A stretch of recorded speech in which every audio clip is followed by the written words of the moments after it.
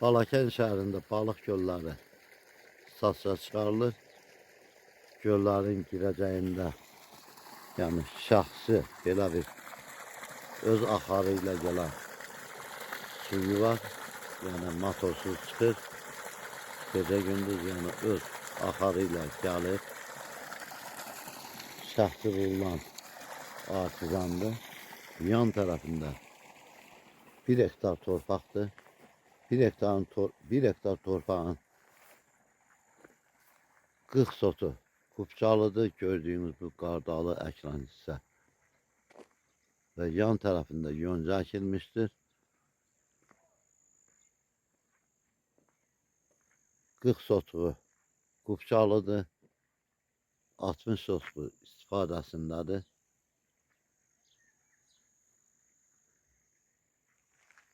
Göllər İrəli tərəfdə yerləşir.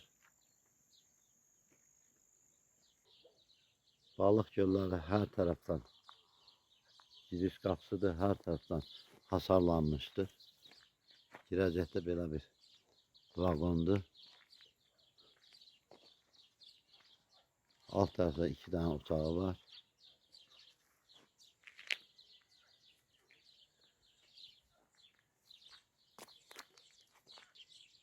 İkinci mərtəbəsi istifadə üçün yararlıdır. Sol tərəfdə balaca malyotka gölləridir. Bu hissədə yəni burada balıqlar saxlanılır. Girəcəyin sol tərəfində. Qeyd etdiyim kimi bu hissədə malyotka balıqları saxlanılır.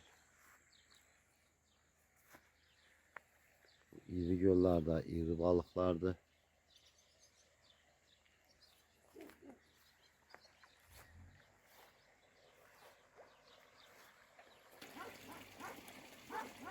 Yəni ayak yolusudur.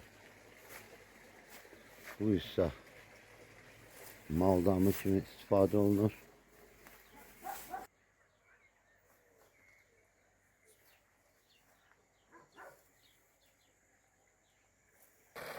Gördüğünüz su öz axarı ilə gəlir. Yəni Balakən çayın suyu da gəlir. Gördüğünüz artizan suyu, yəni şəxsi artizan suyu da gəlir. Yəni su tərəfdən burada heç vaxt problem olmayıbdır. Suyu beton kanala salınmışdır. Səliqəli şəkildə. Gördüğünüz kimi betondur yan taraf, alt tarafları.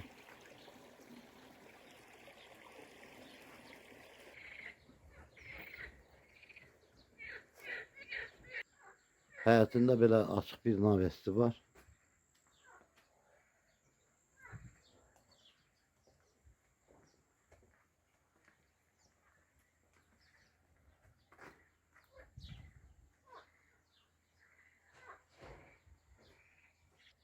Torpaq səviyyəsindən hündürdə tikilmiş belə bir gölə ait istirahət otağı var.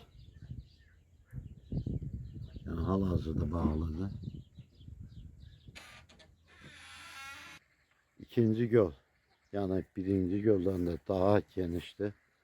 Gördüğünüz kimi yekədir.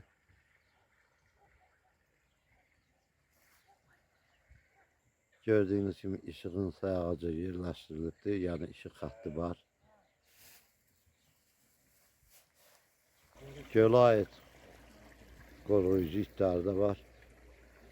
4-5'i var.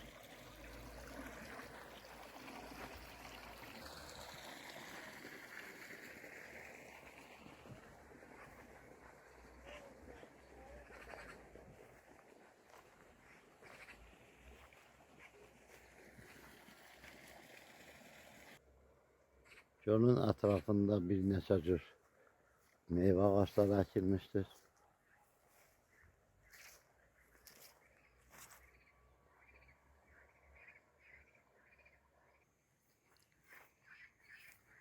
İl ağzında bir neçə dəfə ot çalımı olur.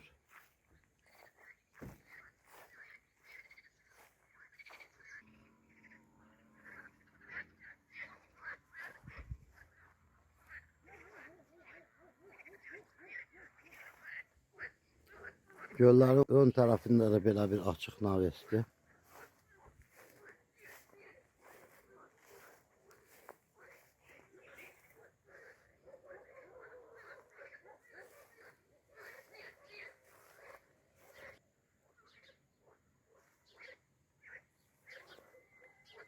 Karşı taraftan da öz axarıyla ilin hər bir faslında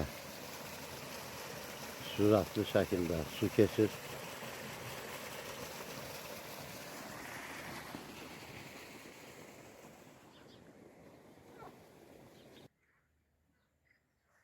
Üç adet belə iri göllərdir.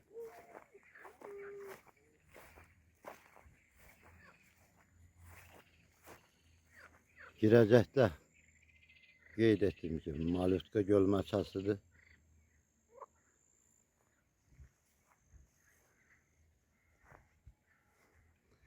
Hər tərəfdən bağlıdır.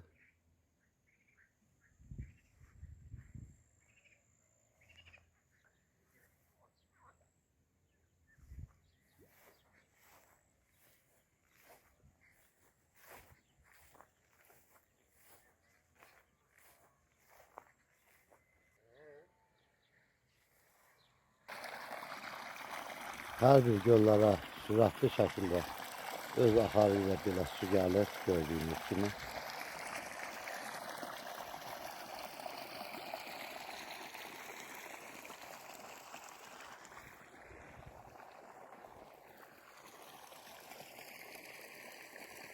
Yol tərəfdən akasiyadır, söyüddür, cürbəcür gördüyümüz meşə ağaçları ilə əhatəyə alınmışdır.